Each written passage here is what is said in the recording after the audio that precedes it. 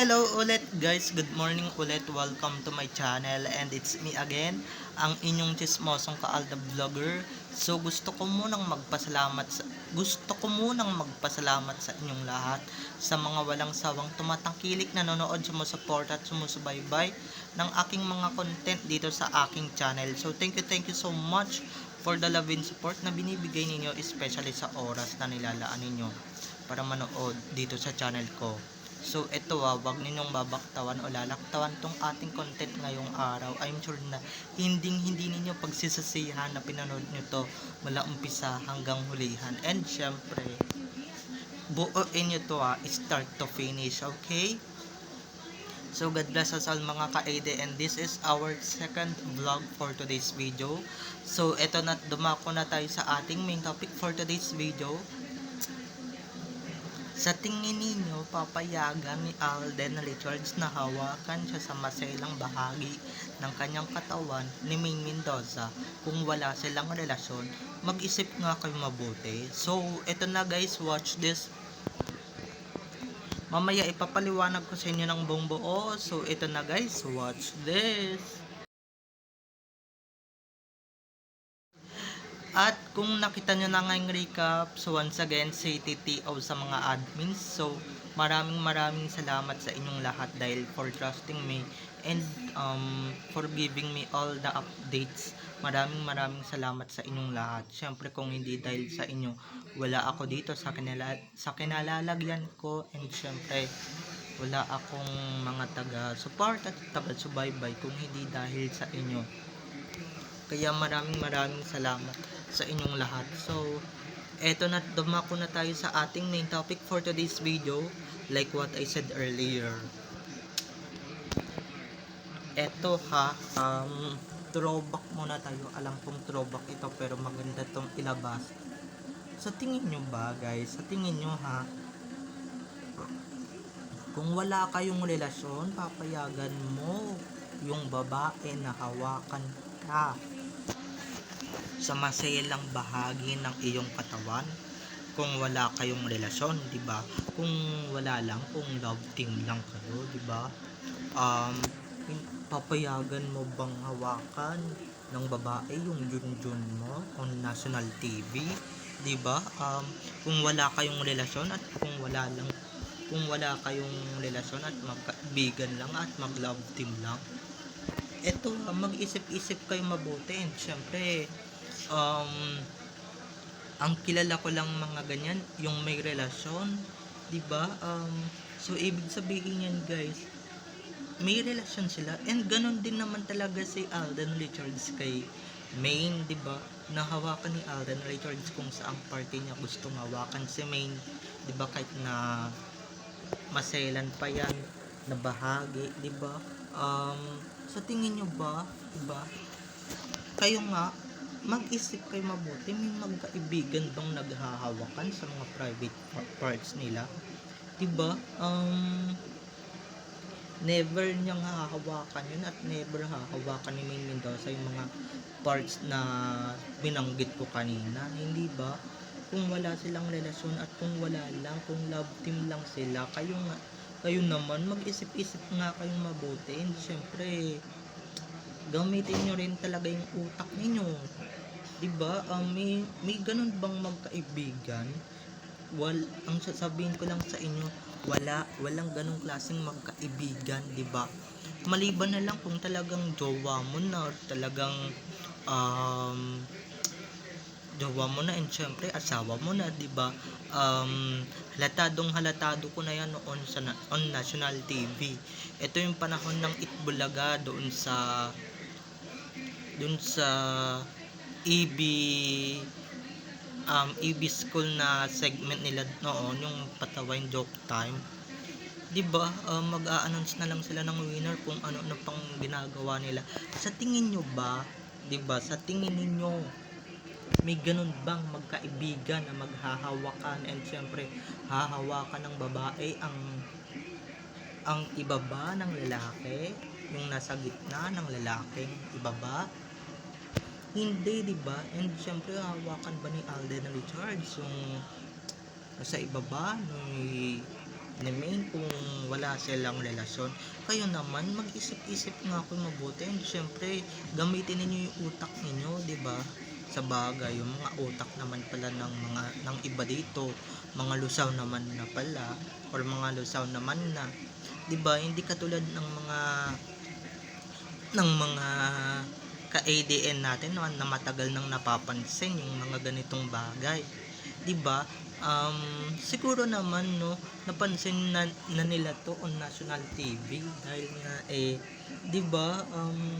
On national TV kitang-kita ko na hinawakan ni Main Mendoza si Alden, 'di ba? Kung may asawa na 'yon, 'di ba? Kung talagang may asawa na 'yon, 'di ba? Nung mga ngayon na si Spotted nga daw yung pinapakalat nila, hindi hindi hahawakan ni Minion. Syempre mahihiya din naman yun na, 'di ba, mahihiya din naman yun na hawak-hawakan si Alden sa ganong part niya or sa ganong part ni Alden, 'di ba? Ganon din naman si Alden, hindi naman niya nabubuhatin si May dahil nga may mga pinapakalat na sakang retokada na, 'di ba, kung sino-sinong pinapakalat nila ng karelasyon ni Alden Richards. Sa tingin ninyo, kung hindi sila magkarelasyon, 'di ba, hawakan ba nila ang mga private parts ng isa't isa? Hindi, 'di ba? So common sense na lang tayo mga ka-ADN, at syempre gamitin na lang natin ang utak natin, hindi ba? Hindi yung nagpapakalat kayo ng kung ano-anong fake news and syempre ng mga kung ano-anong balita, kung ano-anong news na wala namang katotohanan, wala namang katorya-torya, 'di ba? Sabihin na naman nila fake news ka, ganyan-ganyan na throwback na lang 'yan, puro puro ka na lang din throwback, ganyan-ganyan. At least throwback nga, totoo naman, 'di ba? Nakita ko mismo sa dalawang mata ko. And syempre, nakita mismo ng dalawang mata ko, and syempre, 'di ba? Sabi ko nga, pagka naging vlogger ako, ibabalita ko agad to, 'di ba? Isasampal ko to sa mga basher, and syempre sa mga 'di ba, sa mga, syempre lahat tayo matutuwa, and sa mga animalis na nagpapakalat ng fake news, 'di ba? Common sense na lang mga ka-ADN, kung hindi kayo magkarelasyon, ba't kayo naghahawakan or ba't mo hinahawakan ang private part ng lalaki at yung lalaki yung nahawakan yung private part ng babae, 'di ba? Bulag at bobo na lang talaga ang mga makakahalatado or yung mga hindi maniniwala dito sa ating kwento or sa ating binubuong vlog for today's video, hindi ba?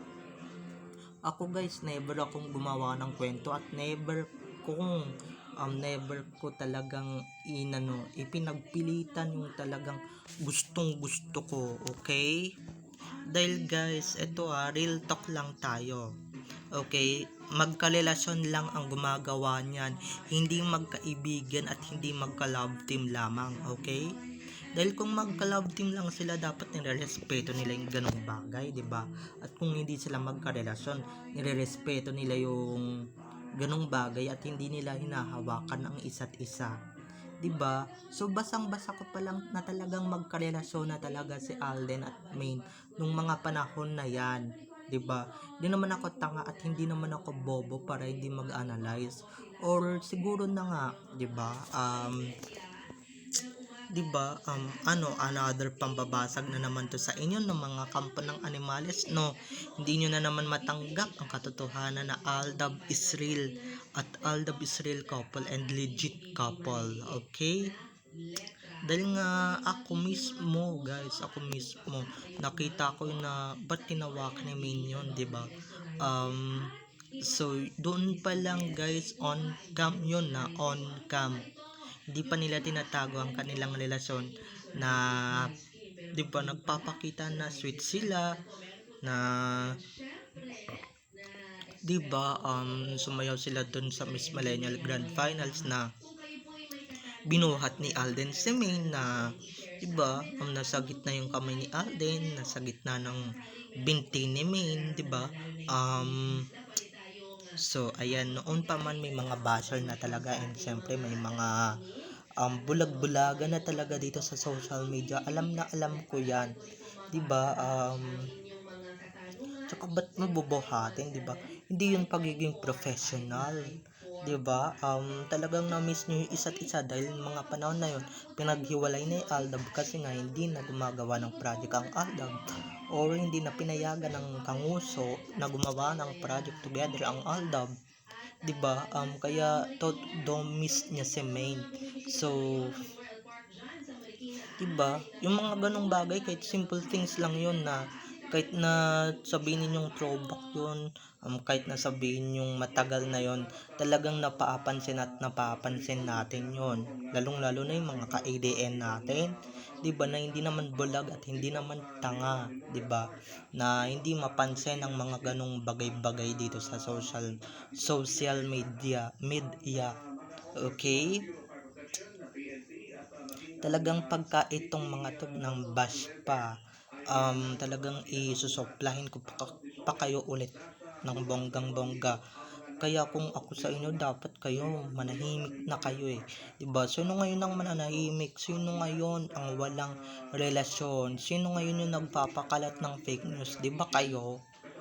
'Di ba? Hindi naman kami. Hindi naman, 'di ba, lahat ng sinasabi namin legit, lahat ng sinasabi namin may resibo at ebidensya kami. Okay? Kung meron mang hindi nagsasabi ng totoo dito, kayo yon, 'di ba? Hindi kami. Dahil kami, puro lang kami katotohanan at puro legit ang pinapakita at pinapamalas namin. Okay? So, bye-bye na mga ka-ADN. I love you all. Have a nice day. Keep safe. Have a nice day. Keep safe and God bless. So, don't forget to subscribe to my YouTube channel, and don't forget to click the notification bell para sa ganun ma-notified kayo sa mga susunod ko pang i-upload ng mga videos patungkol kina Main at Alden, and syempre patungkol sa kanilang mga buhay-buhay inside or outside man yan sa showbiz. So, bye-bye na mga ka-ADN. I love you all. Have a nice day. Keep safe and God bless. Enjoy watching everyone. Happy Saturday. Bye-bye. Siyempre guys, ang may karapatan lang magagaganyan is yung totoong mag-asawa at totoong may relasyon, 'di ba?